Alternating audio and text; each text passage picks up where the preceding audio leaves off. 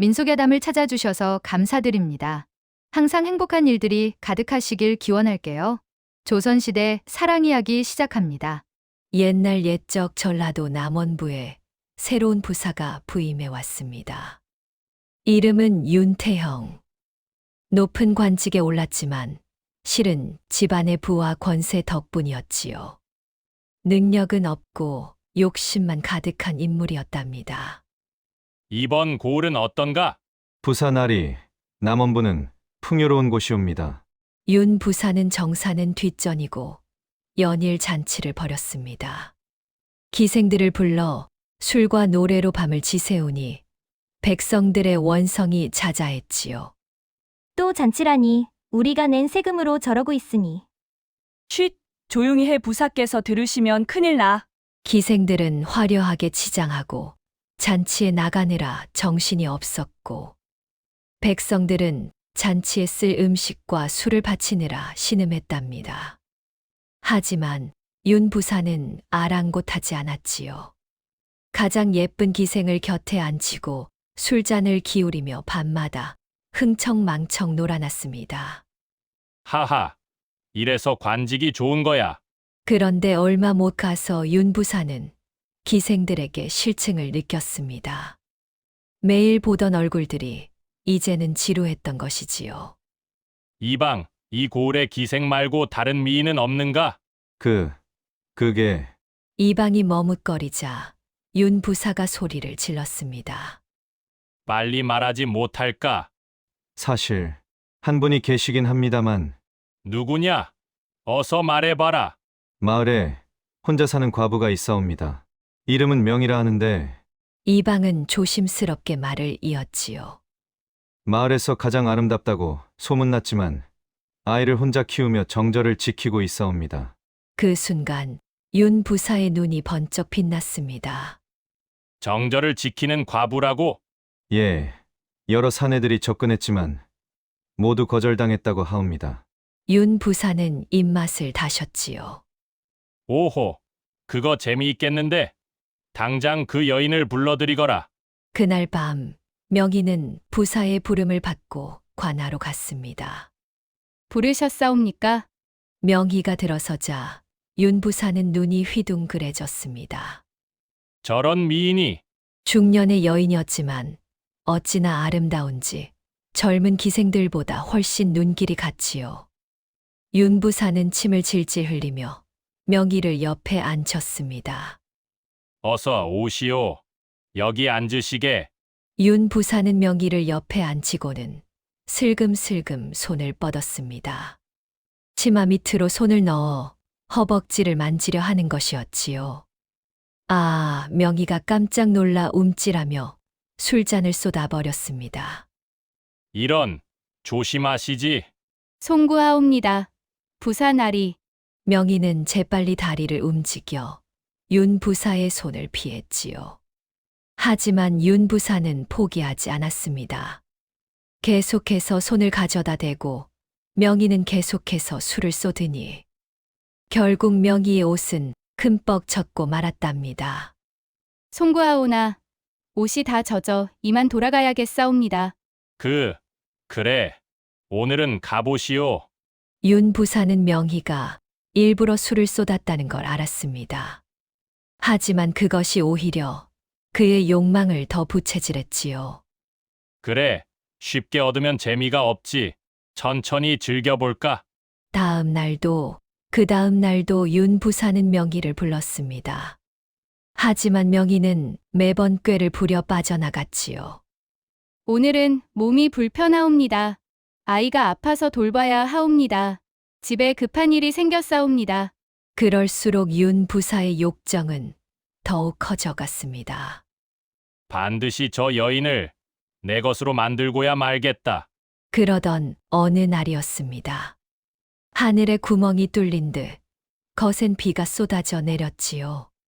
개천이 넘쳐 흐르고 온 마을이 난리가 났습니다. 윤 부사는 수습하느라 여기저기 불려다니며 정신이 없었지요. 부사나리, 이쪽 제방이 무너졌사옵니다. 이방, 백성들을 대피시켜라. 그 시각 윤 부사의 집착에서 잠시 벗어난 명희는 비를 바라보며 깊은 생각에 잠겼습니다. 눈에는 사무치는 그리움이 담겨 있었지요. 그때도 이렇게 비가 왔었지. 그날은 명희가 20살이 되던 해였습니다. 지리산 근처 고개를 넘는데 갑자기 소나기가 쏟아졌지요. 어머, 큰일이네. 명희는 급히 근처의 빈 초막으로 뛰어들어갔습니다. 젖은 옷을 벗고 몸을 말리는데 문이 열리더니 한 젊은 남자가 들어오는 것이었습니다. 아, 죄송합니다. 비를 피하려고. 젊은이는 당황하며 구석으로 가서 등을 돌렸지요. 그도 젖은 옷을 벗고 말리기 시작했습니다. 좁은 초막 안에 젊은 남녀가 단둘이 겉옷을 벗고 있으니 명희의 가슴이 두근거리기 시작했지요. 저기, 성함이, 소금 장사를 하는 강유진이라 합니다. 저는 명이라고 해요. 둘은 비가 그치기를 기다리며 이런저런 이야기를 나눴습니다. 시간이 흐르며 어색함이 사라지고 묘한 분위기가 흘렀지요. 소금 장수 유진이도 마음이 동했는지 슬며시 명희에게 다가왔습니다. 명희 낭자, 둘의 손이 맞닿았습니다. 그리고 자연스럽게 서로를 끌어안았지요. 누가 먼저라고 할 것도 없이 입을 맞추었답니다.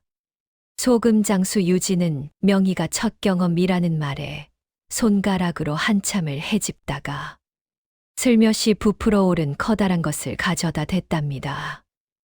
그 느낌이 얼마나 짜릿한지 명희는 저도 모르게 비명이 터져 나오고 몸이 부르르 떨리는 것이었습니다. 그렇게 둘은 정신이 혼미해지고 아주 열정적인 뜨거운 시간을 보냈지요. 초막 안은 뜨거워졌고 둘은 긴 밤을 함께 보냈답니다. 다음 날 아침 유진이 깊은 잠에 빠진 사이 명희는 도망치듯 초막을 빠져나왔습니다. 혼인 전에 첫 경험을 했다는 사실이 두려웠던 것이지요. 이런 일을 겪고 부끄러움과 두려움이 밀려왔지요. 하지만 몇 발자국 가다가 다시 돌아서고 싶었습니다. 이름이라도 다시 확인하고 싶었지요. 초막으로 되돌아갔지만 이미 유진은 떠난 뒤였습니다. 명희는 그날의 기억을 가슴에 품은 채 집으로 돌아왔습니다. 시간이 흘렀습니다. 명희는 매일 그날 밤을 떠올렸지요. 그리고 어느 날 자신의 배가 부른 것을 알게 되었습니다. 아이를 가졌구나. 명희는 주변의 비난과 수모 속에서도 꿋꿋하게 아이를 낳아 키웠습니다. 저 여자, 아비도 모르는 아이를 낳았대. 정절도 없이 뻔뻔하게. 하지만 명희는 개의치 않았지요. 오히려 떠돌아다니는 상인들을 만날 때마다 물었답니다. 혹시 강유진이라는 소금 장수를 아십니까? 제 이야기를 널리 전해주세요. 명희가 기다린다고. 15년이라는 세월이 흘렀습니다. 아이는 훌륭하게 자라 한양으로 공부하러 떠났고 명희는 여전히 유진을 기다렸지요. 비가 오는 날이면 그날을 떠올리고 지리산 고개를 지날 때면 초막을 바라보며 그리워했답니다. 언제 다시 만날 수 있을까? 그러던 어느 날이었습니다. 명희 낭자. 밖에서 누군가 부르는 소리가 들렸지요. 명희가 문을 열자 믿을 수 없는 광경이 펼쳐졌습니다. 15년이 지났지만 한눈에 알아볼 수 있었지요. 바로 유진이었습니다.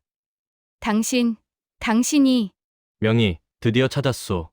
명희의 눈에서 눈물이 쏟아졌습니다. 어떻게 날 찾으셨어요? 당신을 어찌 잊을 수 있겠소. 눈을 떠보니 당신은 사라져 있었고 온 마을을 뒤져도 찾을 수 없었소. 유진도 눈물을 흘렸지요. 그날부터 밤잠을 이룰 수가 없었소. 그래서 혼인도 하지 않고 당신만 기다렸소. 저도 그랬어요. 우연히 만난 상인이 당신 이야기를 하는 것을 듣고 곧장 달려왔소. 둘은 서로를 껴안고 한참을 울었습니다. 이제 다시는 헤어지지 말아요. 그럼요. 이제 함께 살아갈 것이니 더 이상 슬픔은 없을 것이오. 둘은 재회의 기쁨을 나누며 오랜 이야기를 나눴습니다. 15년 동안 어떻게 살았는지, 얼마나 그리워했는지. 우리에게 아이가 있어요. 지금 한양에서 공부하고 있답니다. 정말이오? 우리 아이를. 유진은 감격했지요. 하지만 하늘도 무심하지 않겠습니까? 그들의 행복은 너무나 짧았답니다. 마을이 잠잠해지자 윤 부사가 둘의 재회 소식을 들었던 것입니다. 뭐, 명희에게 남자가 나타났다고? 예, 부사날이 옛 인연이라고 하옵니다. 윤 부사는 이를 갈았지요. 내가 아직 그 여자를 차지하지도 못했는데. 윤 부사는 눈에 가시 같은 유진을 없애기로 작정했습니다. 다음 날부터 유진의 물건을 트집 잡아 압수하고 이유 없이 잡아들이는 등 온갖 행패를 부렸지요. 이게 무슨 짓이오? 제가 무슨 잘못을 했다고. 닥쳐. 내가 부사다. 하지만 유진은 묵묵히 견뎌냈습니다. 명희 곁을 절대 떠나지 않았지요. 그러자 윤 부사는 참다 못해 거짓 죄목을 씌웠습니다. 저놈을 잡아들여라. 날이 저물 때까지 매질하라. 유진은 꽁꽁 묶여 곤장을 맞기 시작했답니다. 매질이 시작되자마자 온몸에 고통이 밀려왔지요. 한 대, 두 대, 세 대.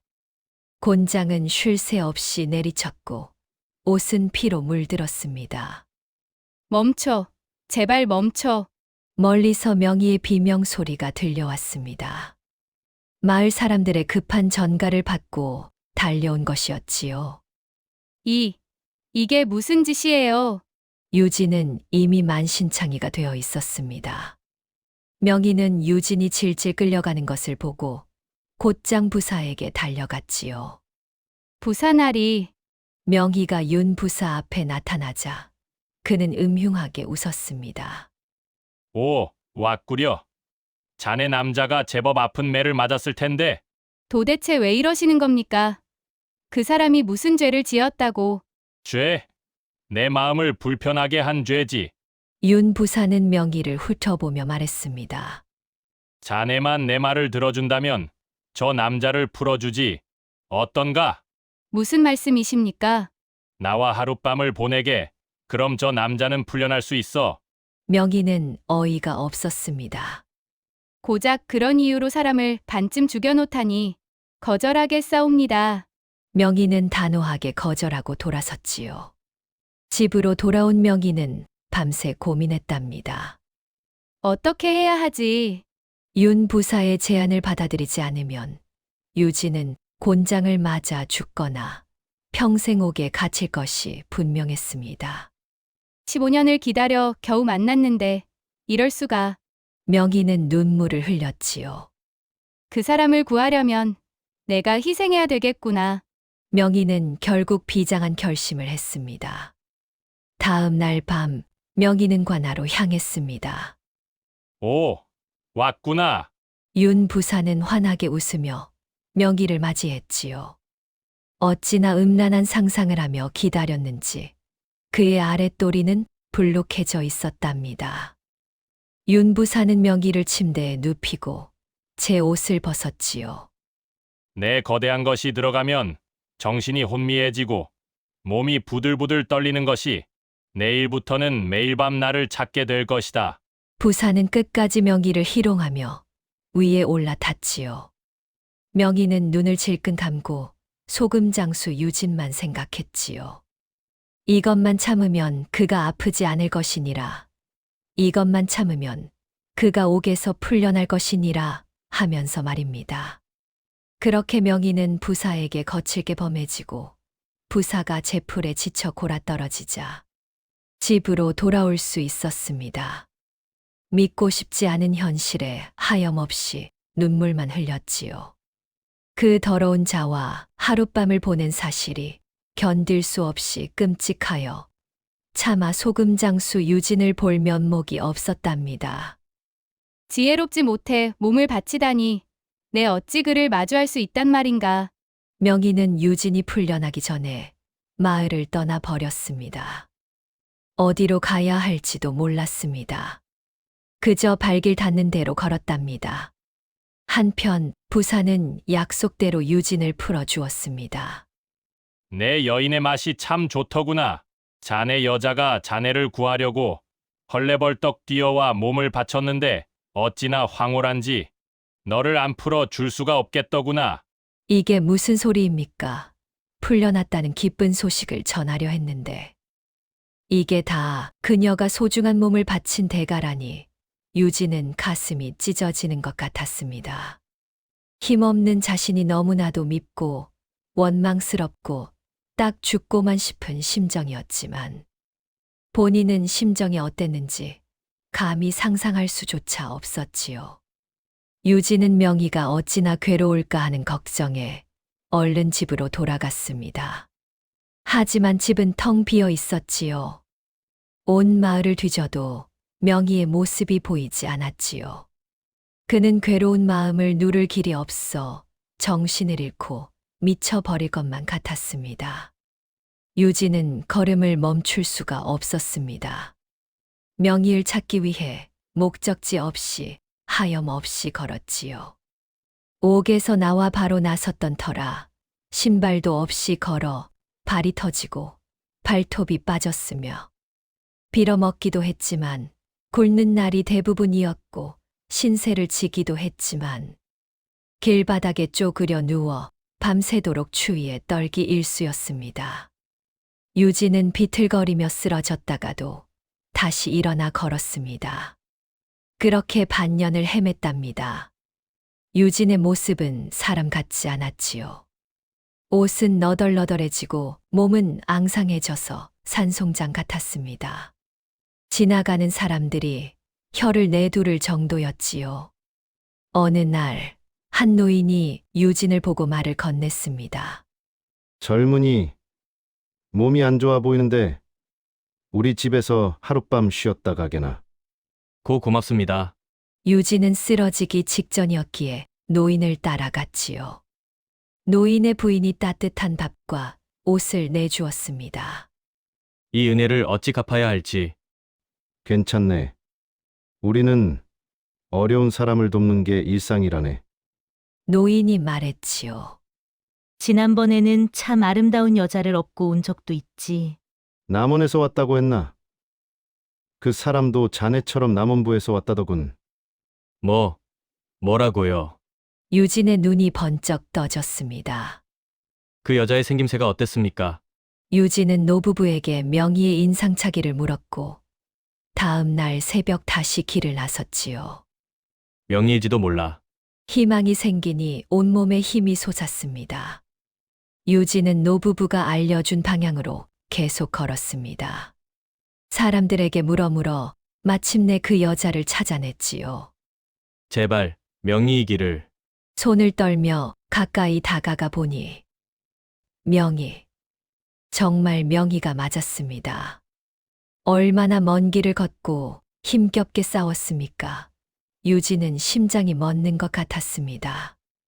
유진은 달려가 명희를 껴안았지요. 내가 힘이 없어서 미안하오. 정말 미안하오.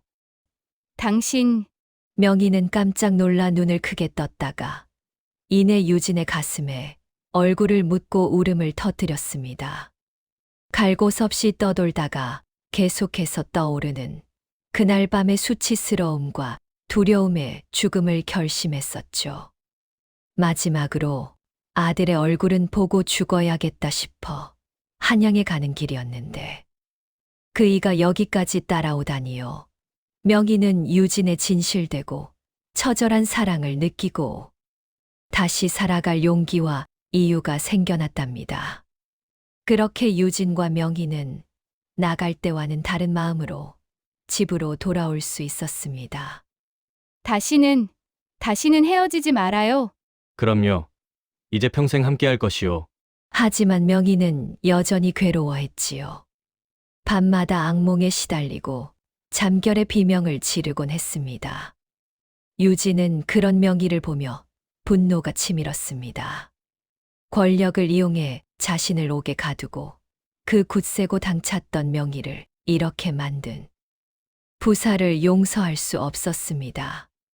부사의 하루하루가 너무나도 괴롭고 땅을 치도록 후회하는 나날이 되게 만들고 싶었지요. 부사의 부정행위를 증명하는 증거를 관청에 제출해봤자 그저 또 다른 지역으로 갈 뿐이니 더 확실하게 끌어내릴 방법이 있어야만 했습니다. 며칠 후 유진은 눈을 번쩍이며 집을 나섰습니다. 유진은 마을을 돌아다니며 사람들을 만났습니다. 윤 부사에게 피해를 입은 기생들과 백성들이었지요. 여러분, 저 부사를 끌어내릴 방법이 있습니다. 정말이오? 어떻게? 소문을 퍼뜨려야 합니다. 마을에 조선 최고의 미인이 나타났다는 소문을요. 사람들은 유진의 계획을 듣고 고개를 끄덕였지요. 좋소. 우리도 그 악당이 벌 받는 걸 보고 싶소. 소문은 빛보다 빠르게 퍼져나갔습니다. 마을에 엄청난 미인이 나타났대. 정말? 어디에? 곧 윤 부사의 귀에도 들어갔지요. 뭐? 그런 여인이 있다고? 예, 부사날이 기생들보다 훨씬 아름답다고 하옵니다. 당장 찾아내거라. 윤 부사는 침을 꿀꺽 삼켰습니다. 다음 날 유진은 또 다른 소문을 퍼뜨렸지요. 그 여인은 새끼가 강해 그 어떤 남자라도 다리를 벌리며 반긴다는 것이었지요. 정말? 그럼 쉽게 그 여인과 운우지정을 나눌 수 있겠구나. 이 소문도 금세 윤 부사에게 전해졌습니다. 하하, 이거 재미있겠는걸? 윤 부사는 하루 종일 상상에 빠져 지냈답니다. 마침내 유진은 마지막 소문을 퍼뜨렸습니다. 그 여인의 집 앞에는 노란 국화꽃이 심어져 있대. 노란 국화꽃? 부하들은 급히 노란 국화꽃이 있는 집을 찾아다녔지요. 부사날이 찾았사옵니다. 정말? 어디냐? 저기 있사옵니다. 그날 밤 윤 부사는 그 집으로 향했습니다. 오늘은 밤새도록 즐겨야겠구나. 문을 열고 들어가니 정말로 한 여인이 기다리고 있었지요. 오, 소문대로 미인이로군. 윤 부사는 옷을 훌렁 벗고 여인의 위에 올라타 뜨거운 시간을 보내기 시작하는데, 아니, 이게 뭔 일이랍니까? 웬 관찰사 하나가 문을 벌컥 열고 금방이라도 터질 듯한 얼굴로 서 있는 것이 아니겠습니까? 서방님. 알고 보니 이 여인은 성품이 음란하기로 유명한 관찰사의 부인이었던 것이었습니다. 유진이 부사의 세욕을 이용할 방법이 없을까 생각하다 높은 관직 부인들의 뒤를 캐고 이를 꾸민 것이었지요. 유진이 일부러 소문을 퍼뜨리고 그 집 앞에 노란 국화꽃을 심어두었던 것입니다. 그리고 관찰사에게 은밀히 알렸던 것이지요.